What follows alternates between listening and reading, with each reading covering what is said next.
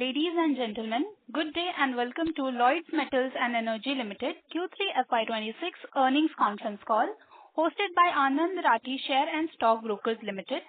As a reminder, all participants' line will be in listen-only mode and there will be an opportunity for you to ask questions after the presentation concludes.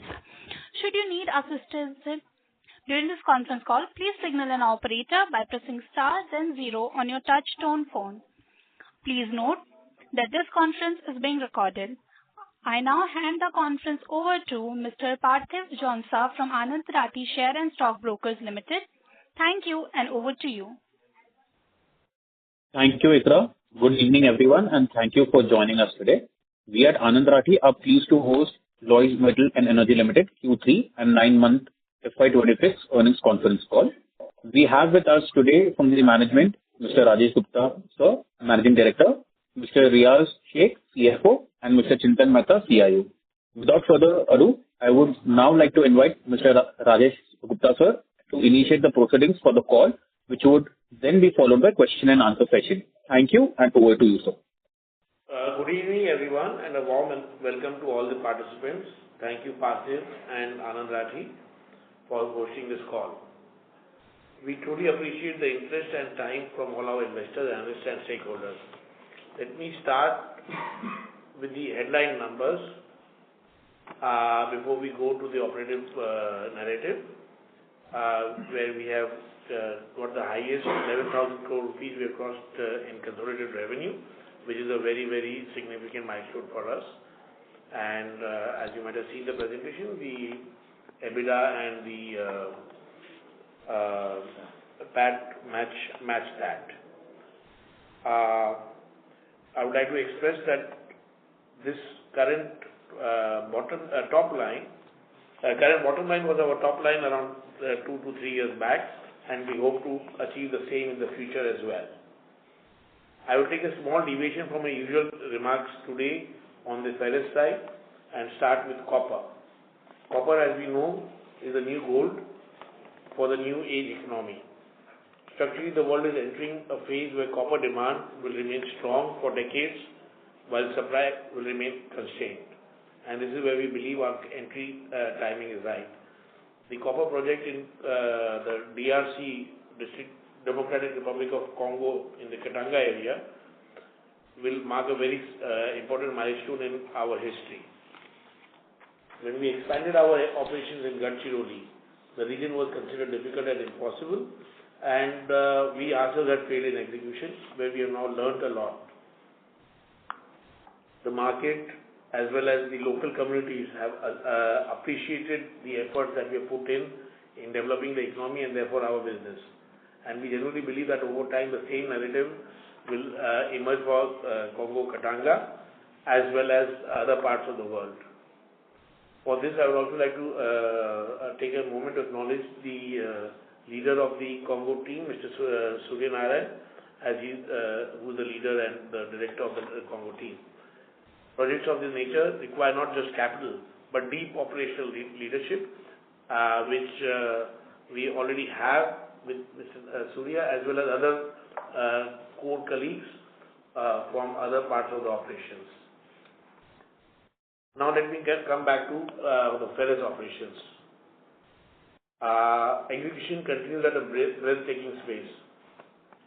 Multiple projects are progressing simultaneously and most importantly on schedule. The second pellet plant is now expected to be commissioned in Q2 FY'27 and the 1.2 million ton wire rod mill by Q4 FY'27. While operating our pellet plant, we are seeing an opportunity to unlock latent capacity and optimizing similarly for our pellet plant number 2. We will increase the capacities of both these plants by 10 million tons, to 10 million tons from earlier 8 million tons. These projects will improve our value-added mix and enhance margin stability. Logistics remains one of our most critical pillars of our cost leadership. Our first 85-kilometer pipeline is running smoothly and has led us to plan our second slurry pipeline from Hedri to Chandrapur. The key change is the introduction of a stockyard in Chandrapur to move beneficiated ore also through the pipeline route. This will give us advantage for direct access to railways near Chandrapur and also obviously a saving of 850 rupees for the sale material and around further 250 rupees, that is around 1250 rupees for the material that will be used for the pellet plant in Chandrapur. We are by this removing the inefficiency of the mine which doesn't have a railhead. Details of this plan are covered in the presentation. Coming to operational performance, iron ore dispatches have grown meaningfully, supported by the slurry pipeline which is working very well, very strong operational discipline and strong execution. Pellet plants we have achieved within 3-4 months of commissioning optimal utilization and are now looking at debottlenecking it. Our DRI plants, both of which are commissioned, and the power plants are operating at optimized levels and contributing steadily in a very difficult environment of DRI. On the demand side, both iron ore and pellets have witnessed strong demand in the domestic as well as international markets, and product has been very, very well accepted. We expect the buoyancy of the market to continue, supported by infrastructure, steel demand, and of course the economic growth in the country. Let me spend a few moments of time on the MOU with Tata Steel. We have signed a non-binding MOU with Tata for multiple collaboration to strengthen the ecosystem in the Gadchiroli area, in the eastern belt of India, and of course we have also signed a shareholder agreement for BRPL pellet plant along with a conversion pellet agreement which gives us a steady cash flow in BRPL. To summarize, we remain very buoyant on our ferrous operations.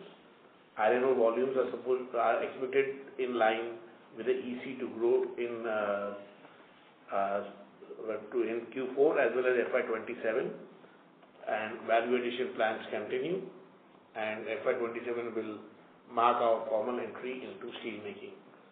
And lastly but not the least, copper will act as a strong growth engine over the medium term. Now I hand over the call to Riyazi and Naredi ji, who will take you through the detailed figures. Thank you, Rajesh ji. Good evening, everyone. I'll start with a quote that we strongly relate to at Lloyds Metals. As Satya Nadella says, growth is not just about size, it's about mindset, learning and execution. This philosophy resonates very well with what we are seeing in our business today.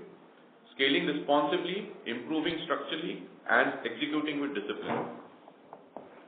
With that context, I will take you through the standalone financials and operating performance for Q3 and the 9 months ended FY'26, focusing on numbers, margins and capex. This has been a very strong quarter and 9-month period for us on a standalone basis. In fact, Q3 and 9-month FY'26 are the best we have seen so far in terms of revenue, profitability and margins. Q3 FY'26 standalone, the total income came in at about 3,875 crores, up 129% year on year. EBITDA was 1,317 crore, which is a 137% year on year increase. PAT stood at 889 crores, up 128% year on year. For the 9 months FY'26 standalone, the total income was 8859 crores, up 59% year on year. EBITDA came in at 2994 crores, a 74% year on year growth. PAT was 2129 crore, up 71% year on year. With regards to the margins have remained very healthy and stable. Q3 EBITDA margin was about 34%. 9 months EBITDA margin stood at roughly 33.8%, which is almost 280 basis points higher year on year. This improvement is not one-off, it's structural and is coming from higher share of value-added products, especially pellets, benefit of the slurry pipeline which has started flowing into the P&L, better utilization across mining, pellet and DRI operations. Operational highlights. On the operational side, iron ore iron ore production was 5.49 million tons in quarter 3 and 12.87 million tons for 9 months FY'26. Dispatches were largely in line, which is 4.1 million tons in quarter 3 and 10.1 million tons for the 9 months. EBITDA stood at 1825 per ton in quarter 3 and 1951 per ton for 9 months FY'26. Pellets have been a key positive this year. Pellets production was 1.14 million tons in quarter 3 and 1.95 million tons for 9 months FY'26. What's encouraging is that this run rate was achieved within just 3 to 4 months of commissioning.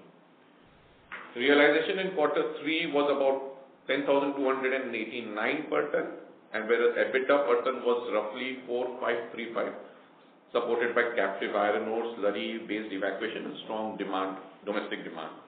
DRI volumes were around 0.12 million tons in quarter 3 and 0.29 million tons for the 9 months. DRI expansion was commissioned during quarter 3 and operations are now stabilizing. Value-added mix. Value-added products are now forming a meaningful part of our revenue mix.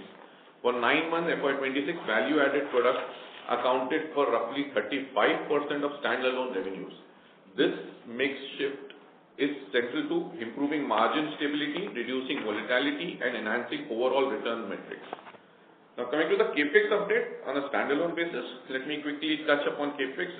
Standalone CAPEX during 9 months FY'26 was about 4,236 crores. This was largely towards pellet plant 2 DRI expansion, the 1.2 million ton steel plant at Chandrapur, the first module of the beneficiation plant. Importantly, CAPEX execution is on track and within approved budgets.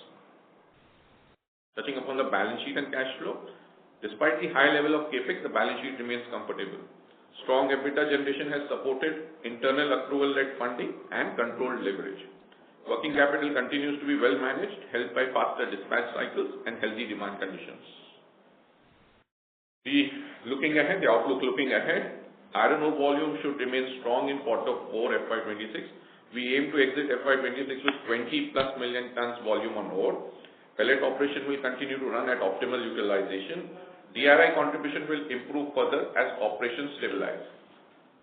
Overall, we expect margins to remain robust, supported by a value-added mix and ongoing logistic efficiencies. To sum up, standalone performance in quarter 3 and 9 months FY'26 has been very strong.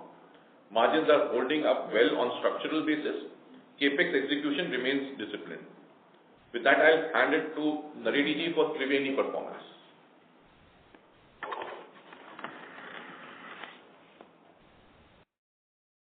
Thank you, Rajesh ji and Riyaz ji. Good evening, everyone.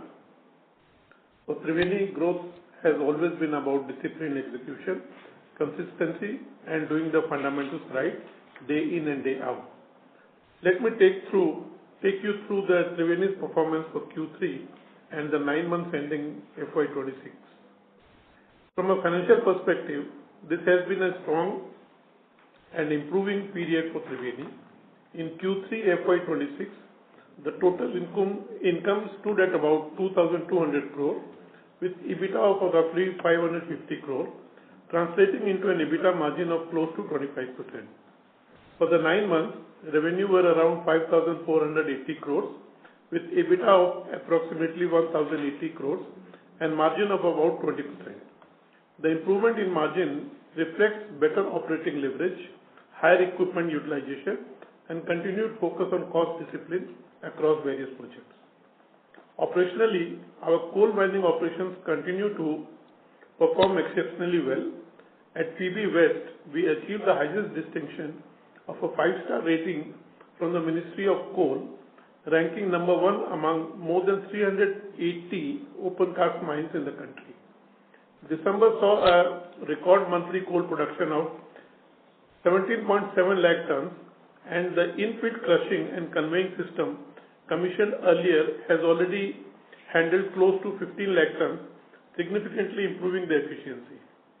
PB Northwest, another coal block, has also commenced production and dispatches, and we expect this project to scale meaningfully over the next few quarters. Odisha remains a key growth driver for us. Several mines have seen capacity enhancements, and overall, Odisha volumes are expected to grow by nearly 40% year on year in FY'27.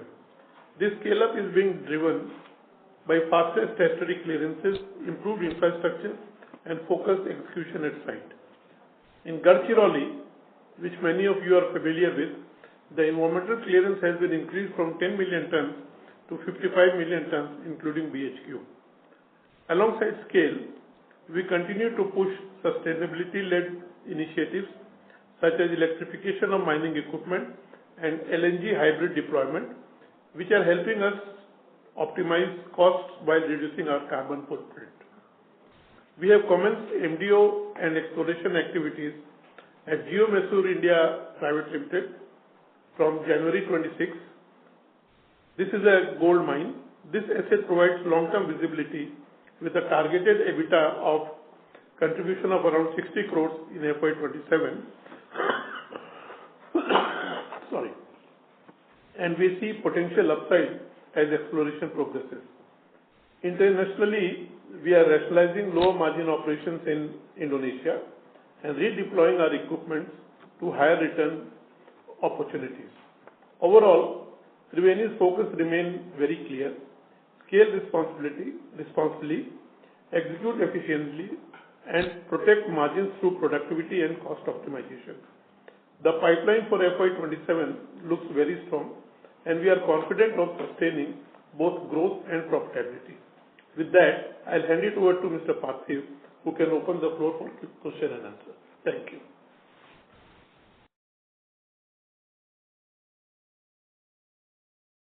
Thank you very much. We will now begin the question and answer session.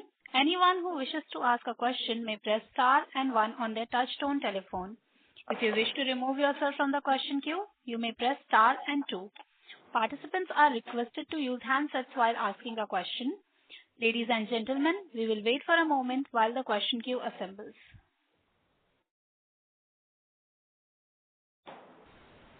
The first question is from the line of Amit Dixit from GS Financial. Please go ahead. Yeah, hi. Good evening, everyone, and thanks for the opportunity. Congratulations for a very good set of numbers. Couple of questions from my side. The first one is on the MOU that we have with Tata Steel. So just wanted to understand, the various facets of this MOU. While you have explained in your prepared remarks, Tata Steel also held a Concall in which they explained few things. But just wondering, that in mining, when we are so strong in this region, why do we need someone else? I mean, it might be Tata Steel, of course, no doubt they are experts, but what expertise we are actually looking to get from Tata Steel? And is there something that goes beyond mining, let us say into steel, where we might get some, kind of consultation from them? And if there is there any scope of having a long-term iron ore supply agreement to them? I mean, just wanted to explore these points. Thank you, Amit. The MOU with Tata has two parts. One is the BRPL SHA and the BRPL ownership and conversion contract, which is executed. The second, future exploration of opportunities. There are two areas that we are looking at. One is the eastern area of the country, where, for example, Tata may have some assets where we can act as a contractor, as an MDO contractor maybe, or where they may need a pipeline to a certain area where we have some expertise which Tata has not yet developed, or maybe we have some land in Paradeep which we can try to utilize in a better way. A lot of opportunities have been looked at in the eastern belt.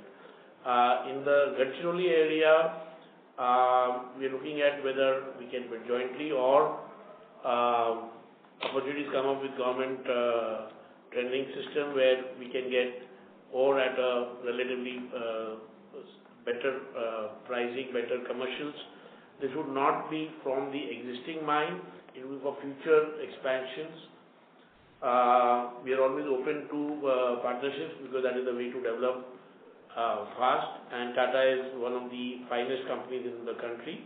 Not one of the, I would call them the finest company in the country. So definitely it's an honor to be partnered with them. Okay. Okay, great. The second question is essentially on the copper. It is indicated in the presentation that there are certain mines also associated with it.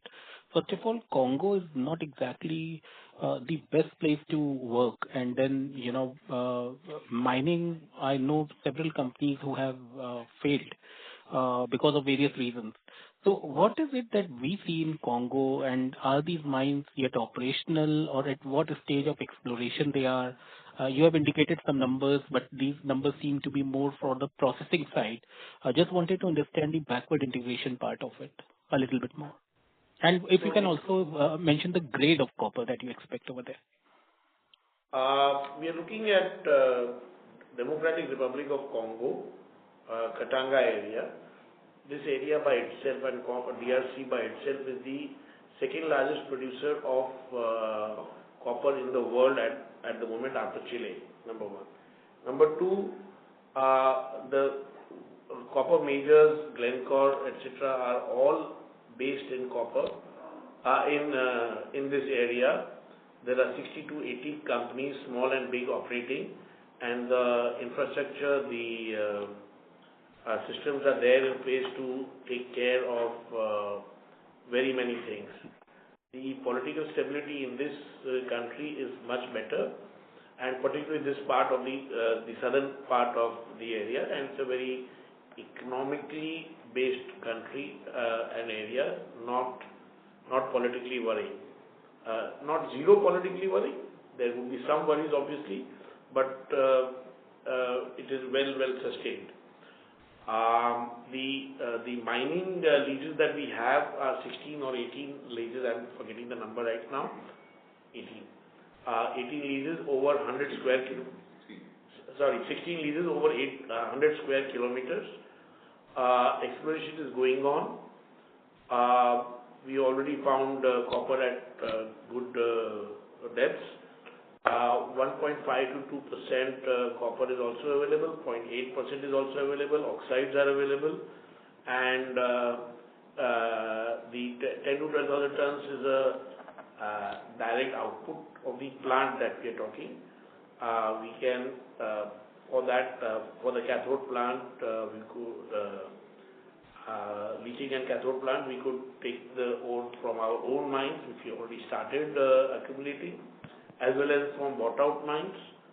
At the end of the day, it would be an integrated operation of around 30,000 tons per annum, which may take 2-3 years to achieve. We believe that in the next year, financial year 27, 10,000 tons of operation will be achieved at a fairly integrated mix of ore. Great, sir. Just if I can squeeze one more, just wanted to get the status of BHQ plant. BHQ plant, the land is under land procurement is under control, and the engineering is complete. The ordering is complete. We have ordered the equipment on the best possible companies in the world to take care of any exigencies, because it's a new technology in India. So we've not, taken any chances on the technology part of it. We have worked with the Chinese and now with FY’26 also, and we are hopeful of getting it commissioned by December 27 or so. Okay, great, sir. Latest by that time. And yeah. Okay, sir. Great. Thank you so much, and all the best. Thank you. Ladies and gentlemen, in order to ensure that the management is able to address questions from all participants in the conference, please limit your questions to 2 per participant. The next question is from the line of Jashandeep Singh Chadha from Nomura. Please go ahead. Hello. Hi. Thank you for the opportunity, and congratulations, sir, on a great set of numbers. So my first set of questions are around iron ore. Firstly, on your guidance, FY'26 guidance is close to 20 to 22 million ton. if I assume that you will be doing 3 million ton of pellets also, that is close to 4.5, 5 million ton of iron ore, 10 million tons of iron ore you have still done, which means close to 6 to 8 million tons of volumes you are forecasting for fourth quarter of FY'26. Lloyds has not done any time, such volumes in one quarter. Just wanted to understand what is the confidence, behind giving such guidance, and what are the challenges that the company can face in meeting those guidance. My first question is this, sir. The volume in this year, in this month, that is January, is around 2.4 million tons, 2.5 million tons, which crosses the 26 million ton overall and definitely will achieve the 21 million ton target for the year.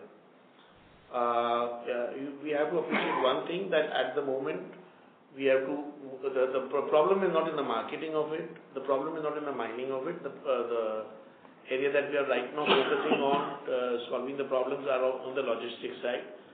Right now we are moving around on an annualized basis around 4.5 million tons of ore by the pipeline, and come by April we'll be able to do 9 million tons in the second plant will become, come by June. The second pipeline, the pipeline will be ready to take the second pellet plant input. So 9 million ton will move out of that. And right now we are producing around, transporting by truck around 70-60% more than the overall requirement. It is a tough job. We are very confident of achieving 21. That's why we give a confident guidance of 20 to 22 million tons for the year. We believe that quarter guidances and directions are lesser. Quarter guidances are lesser important for a company of our nature, and our overall direction of decadal growth or at least 3-year growth is what I am focusing on. Operational efficiencies are looked at every level, and you can see that in the increase in the revenue, in the margin also. 280 basis point is a factor of whatever Riyaz said, plus a cost control system also. So everything has been factored in when we have made the guidance.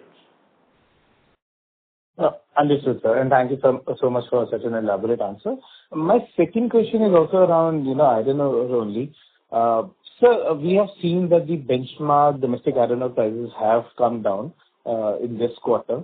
With that regard, I just wanted to understand how much, the realization has been impacted for Lloyds, and how much, margin compression, EBITDA compression we can see, in the fourth quarter.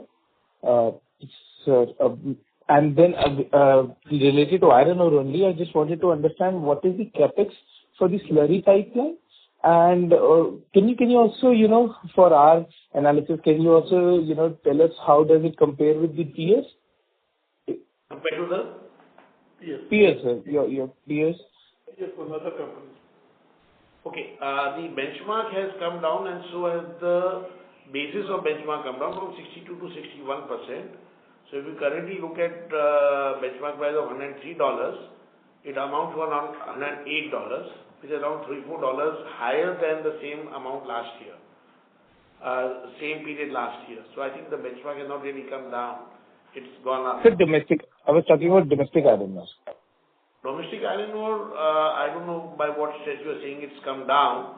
Some of my competition has increased the prices over the last 2 months, both the months.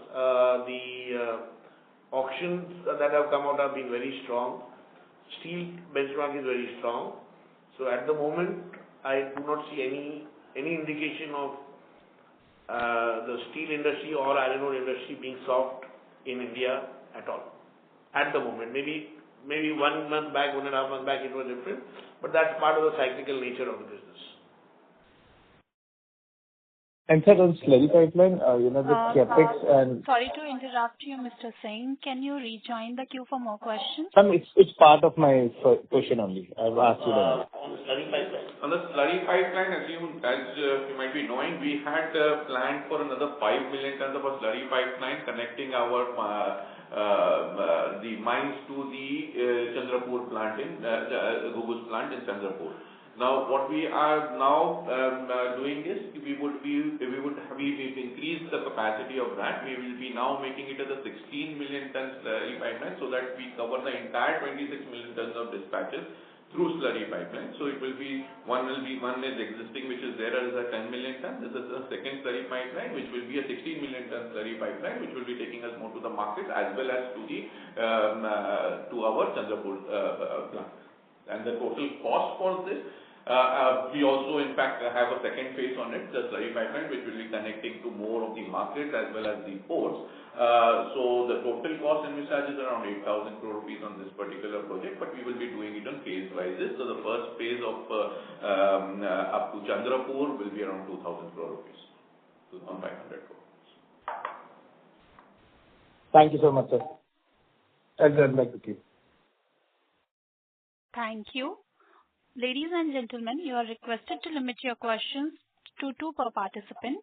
The next question is from the line of Prateek Singh from IIFL Capital. Please go ahead. Hi, thanks for the opportunity and congrats on a good set of numbers. And the first question, Gupta ji, is largely on BHQ project. Given the fact that bulk of our volumes going ahead would be coming from BHQ, how confident are we in maintaining the fact that the cost of production of BHQ would be similar to our current cost of production? Given that we'll have to mine more material, there will be beneficiation cost also. I understand that we save a bit on royalty, but do you think there is any risk of operating cost overrun in BHQ going ahead? BHQ, the royalty saving based on the existing proposals of the government as well as existing policies as well as future proposals of the government, the royalty savings would offset the cost of processing the ore, the BHQ2 ore. Please also factor in that the grade of ore from 62-64 would come 66-67%. And that gets a very high premium. So the cost of ore versus the selling price or the usability of ore becomes much better. The BHQ beneficiation or beneficiation of ore in general has been accepted by the government as a very, very important aspect of the national policy of steel, and that therefore we expect a lot of support on the royalty front from that. Does that answer your question? Yeah. So just going into a bit more detail here, sir. So royalty, if our current realizations are, let's say, 6,000 and royalty all in, let's say, 20%, so 1,200 odd royalty, and even if royalty on BHQ is, let's say, 0, so 1,200 rupees per ton of saving plus, let's say, some premium because of higher royalty is not 0. Royalty will be around from 1,200 will come down to around 200 rupees. And processing of the ore would involve some power, which is the biggest cost. We are working on greening our power also, as well as other operations. And that's what I said, we are using the best technology to ensure that the systems are very, very strong and uptimes and efficiency of the plant is the best. Okay. The premium that we would get on this output of product, if I were to sell all the ore, would be around 1,400 rupees a ton also. You have to also factor that in. Understood, sir. Understood. And the second question is largely on the slurry pipeline, 85 kilometers. Sorry to interrupt you, Mr. Singh. As we have a long queue, can you please rejoin for a follow-up question? Yeah, sure. Thank you. The next question is from the line of Vikas Singh from ICICI Securities. Please go ahead. Thank you for the opportunity. So my first question pertains to our copper mine. As you stated that it was an operational mine.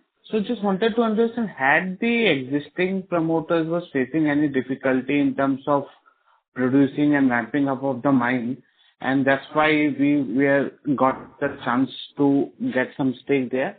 And secondly, on the management bandwidth, we are doing too many things simultaneously. So just wanted to understand the management bandwidth in terms of managing and looking after the timely completion of all these projects. How should we look at it? Number one, on the existing promoter, they are more involved in commercial activities and general traders in the country.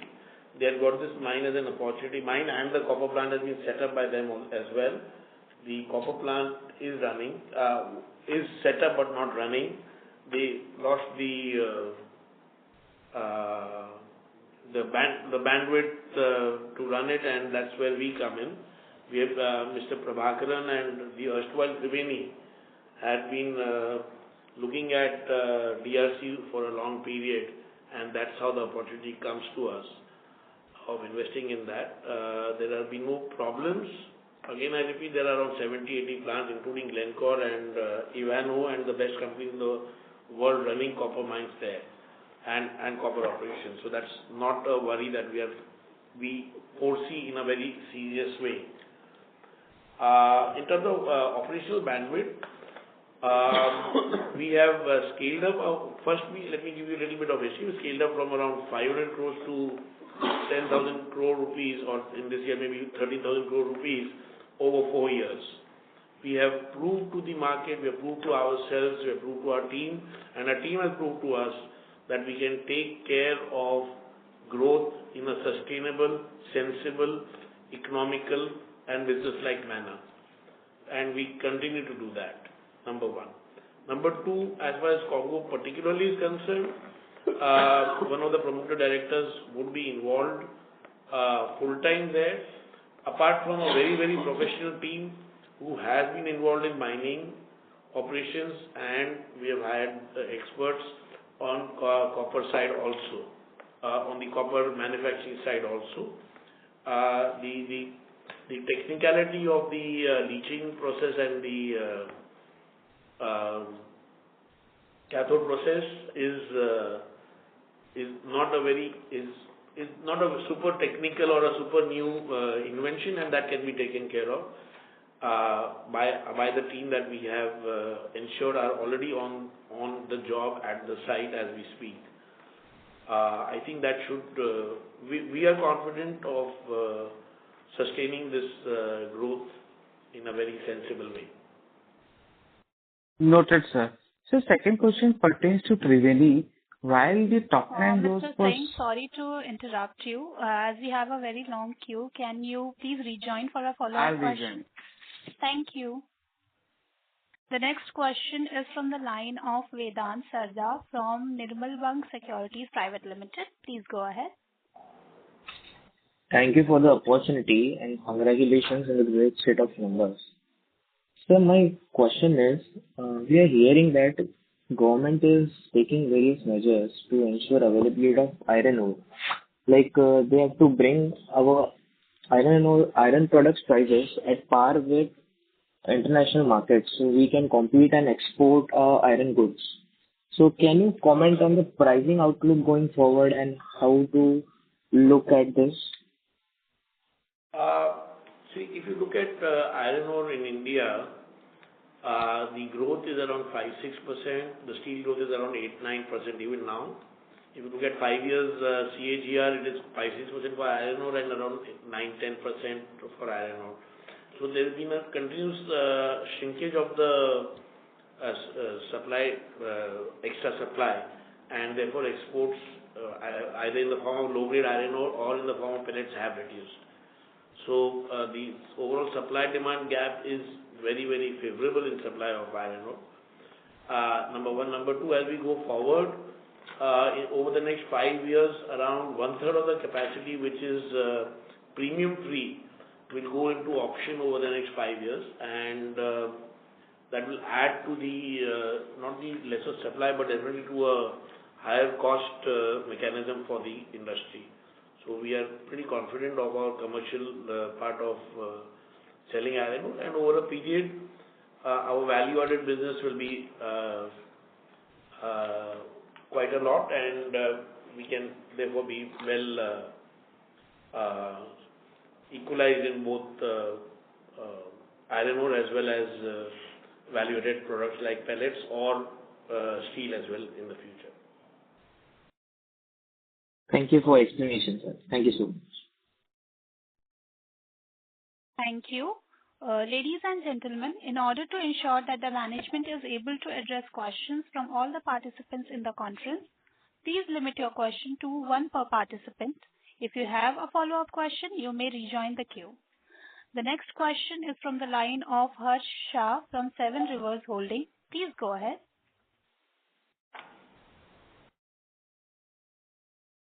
Hello. Yeah, good afternoon, sir, and our heartiest appreciation for excellent execution over the last 3 years.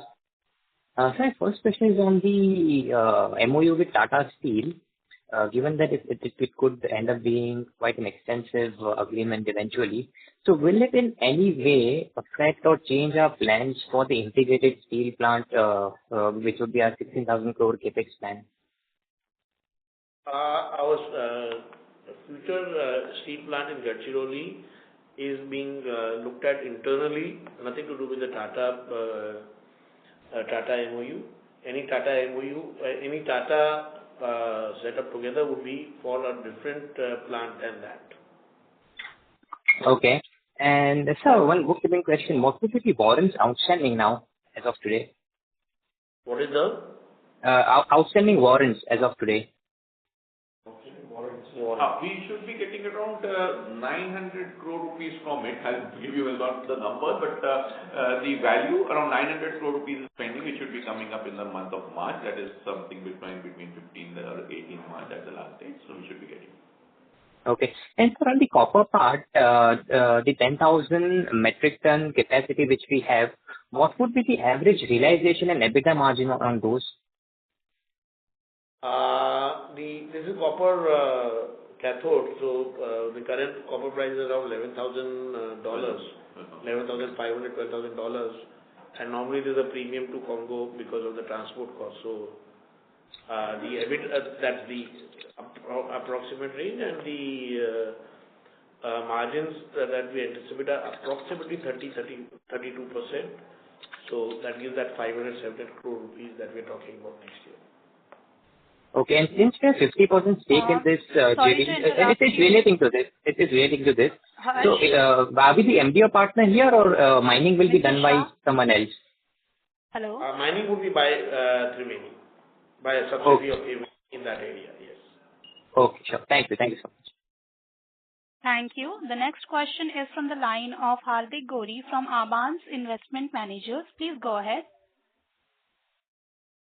Hello, sir. Thank you for the opportunity and congratulations on a great set of numbers. Firstly, on the growth outlook for our MDO business in FY'27, and secondly, what was the IPS benefit for Q3? IPS benefits, we have been drawing the benefits from day one of the pellet plant production.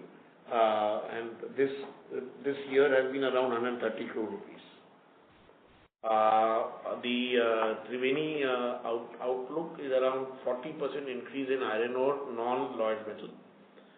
Around 60%, 70% increase in the Lloyds metal because of the BHQ increase. 15% in NTPC, that is both the Pakarwadi mines. Around 60 crore rupees EBITDA, they have come up directly with the EBITDA figure expected for the gold mine. Not Gold mine, 0.3 million tons. 0.3 million tons output, and that would be the profitability. There will be some reduction in volumes in Indonesia and in the barite operations. Overall, a top line growth of around 15 to 20%. And a bottom line growth of around 35%, right? Got it, sir. And our expected debt trajectory on a console level? Sorry to interrupt. Please rejoin the queue for more questions. All right, thanks. Thank you. The next question is from the line of Vineet Thakur from Plus 91 AMC. Please go ahead. Hi, good evening, sir. Thank you for the opportunity.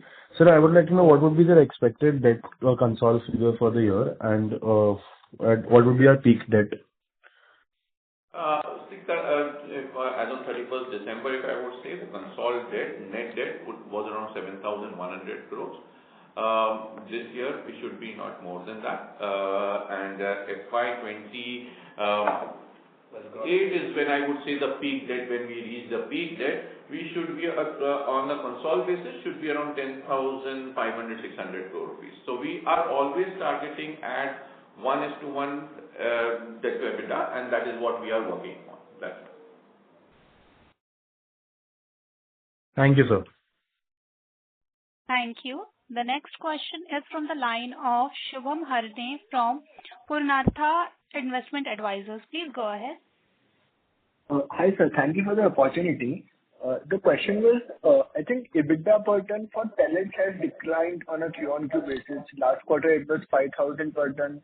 This quarter, little less, around 4,000 or so. So any reason for that? DRI is one of the most challenging businesses, like some other questioner asked earlier about the down cycle. It's most affecting the secondary steel market and that. Prices on pellets, if you're asking, it's gone up. No. Prices. The EBITDA per pellets. If you look at the pellet prices, yeah, the pellet pricing has gone up. Therefore, spawn end pricing is showing that there's a pressure on that, right? EBITDA on DRI pricing. So basically, it was a cycle. The cycle has crossed the hump. The pellet prices in quarter 2 was around 11,000, what we had got an average realization, and it has come down to 10,000 in quarter 3. That is why the margins have been reduced. The pricing is lower because we have added more export to the mix. Okay. As the volume has picked up, we have had to add some volume of export. The EBITDA is still very strong and much stronger than the rest of the industry put together. Okay. Got it, sir. Thank you so much. Thank you. The next question is from the line of Tanmay Chaudhary from Ventura Securities. Please go ahead. Hi, sir. Thank you for the opportunity. So, given Lloyds' ongoing capex pipeline, so can you just outline the expected funding mix and cash outflows over next 2 years, and also the scheduled debt repayments and RTS repayment, and providing TMPL not declared any dividend? The debt schedule and all, we can give it to you separately. I won't be able to do that. But yes, the capex outlay is around 14,000 crores, including from this year and the next year. We would be around we intend to around 6,000 crore rupees from debt, and then the balance should be from the internal accruals. That is where we are working on. Okay. And sir, just last one question. In PPT, we have mentioned the realization of pellet increases because of the geographical location. So can you just throw some light on it? Sorry, can you repeat your question? So I'm saying in the PPT, we have mentioned the realization of pellets increases because of the geographic location. So can you just throw some light on it? Geographically, I mean, I cannot relate directly to the PPT question, but geographically, our location is such that we can market to, we have been very strong in marketing to the south as well as the Chandrapur area itself. So that's why our realization in pellet is around 4,500, 10,000. And the EBITDA is around 4,500, 5,000 rupees per ton because of the market-friendly nature as well as our costing and logistics cost. So I think that's where, does that answer your question or is there something specific? No, sir, I'm asking about the realization. The realization is a factor of trade versus market, and that's where we are. Being centrally located, it helps, the location helps. That's how we are better than others. That's the only reason. Okay, sir. Thank you. Thank you. The next question. Thank you. The next question is from the line of Karthik Srinivas from Unifi Mutual Fund. Please go ahead. Thanks for the opportunity. So I just had one question, just on the policy level. Now that many mines are coming up for auction till 2030, and there is significant demand-supply gap between iron ore and steel, is there any possibility that the government has to intervene and put a cap on the auction premiums? And is there a risk that we run because the government has intervened and put this thing on the auction premiums or change some of the policies at the policy front? The government, we believe, is still believing in free market, and the premiums are quoted by the biggest consumers of iron ore, which are some of the biggest corporates in the country. So we have not seen any policy change or policy announcement which would indicate that there is being a cap on the premiums being put. Okay. Thank you. The next question we have is from a follow-up question from Jashandeep Singh Chadda from Nomura. Please go ahead. Hi, thank you for the opportunity again. So my question was regarding Triveni. Just wanted to understand, on the remarkable performance, the EBITDA has doubled quarter on quarter. I wanted to understand that the proportion of the EBITDA. So is it the large chunk of increase, is it coming from increased volumes from Lloyds, or there are other major heads also because of which the EBITDA has improved? And wanted to understand how should we model the growth in EBITDA going forward till FY'28, if you can help us. In Q3, the EBITDA is increased mainly up to Q2 due to rains and other local factors. The production was lower, so the EBITDA was lower. And Q3, when the rains were not there, we came to our original strike rate, and the EBITDA was normal as what we had planned. And for the next year, what we are targeting, Q4, again, the Lloyds will be doing the full production. This year also, we are in Q4, we are starting one new mining lease, and next year we are getting 3-4 new contracts and extended capacity, so the volumes will be higher, and accordingly we don't see any challenge in EBITDA. Understood, sir. So just confusing that, so this appears to be the normal run rate for EBITDA, and as contracts increase and volume increase, there will be growth from here on. Is my understanding right, sir? Yeah. Okay. Thank you so much, sir. Thank you. Thank you. The next question is from the line of Rushabh Dhruv from Uttam Investments. Please go ahead. Yeah, hi. Am I audible? Yes. Yeah. So my question is regarding iron ore sales volume. So for this quarter, we just did around 4.1 million tons, right? Then why is this PPT also showing 5.39 million tons? What's the difference here? That also includes the internal transfers. That's how. That is the dispatches from the mines. Okay. So it's captive, right? The sales figure is 4.1 million, which is there. Sales is 4.1. Okay. Thank you. Thank you. The next question is from the line of Prateek Singh from IIFL Capital. Please go ahead. Hi, thanks for the opportunity again. Just wanted to get a sense as to when we had showcased the transaction with Triveni back in December 24, we had given a sense of an EBITDA of around 3,500 crores in FY'27 by Triveni. Is that something which we stand by or are on track right now as well, or is that number a bit changed up or down? In FY'27, the EBITDA of Triveni should be close to 3,000 crores. Understood. Thanks. That's all from my side. Thank you. The next question is from the line of Divya Agrawal from Fincom Family Office. Please go ahead. Yeah, hi, sir. Thanks for taking my question. Sir, my question is on Triveni MDO business. So, in Q2 call, you guided to achieve EBITDA of around 2,000 to 2,200 crores for FY'26. However, if you see 9 months, the total EBITDA stands at around 1,100 crores. So do you still stick to your earlier guidance, or would you like to revise it downwards? We stick to the guidance. Yes. You stick to the guidance, sir? Yes, yes, we stick to the guidance. Okay. And on the revenue guidance as well, so just wanted to know for FY'26 and '27, what would be the revenue guidance for Triveni? FY'20? 6 and 27 for the entire year FY'26 and entire year FY'27. FY'26 and FY'27. Right. Right, sir. Yeah. So FY'26, we are looking at a revenue guidance of around 7,500 plus crores, and FY'27 revenue guidance of 10,000 plus.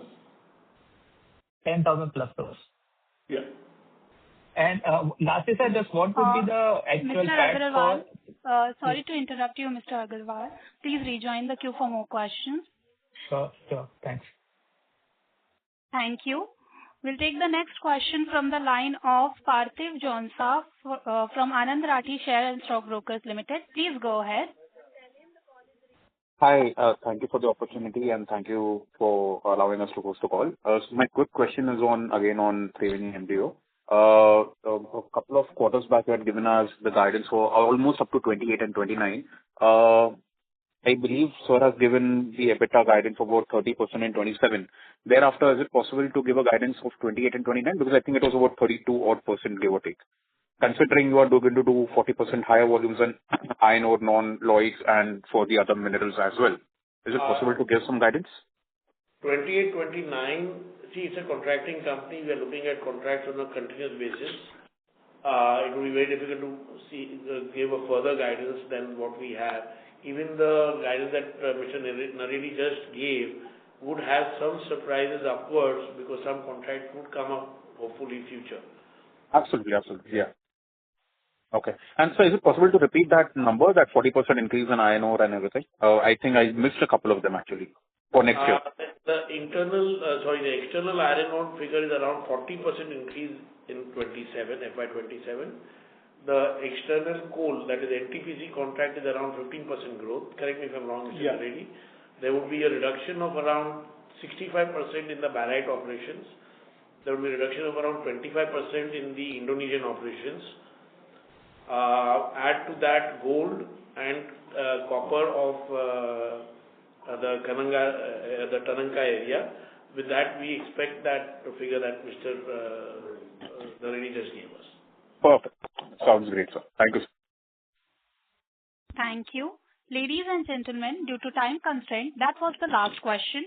I would now like to hand the conference over to Mr. Parthiv Jonsa for closing comments. Over to you. Thank you all for joining us for the conference call today. We at Anand Rathi would like to thank the management for giving us this opportunity. This concludes this conference call. Thank you everyone and have a good day. Thank you. Thank you. On behalf of Anand Rathi Shares and Stock Brokers Limited, that concludes this conference. Thank you for joining us and you may now disconnect your lines.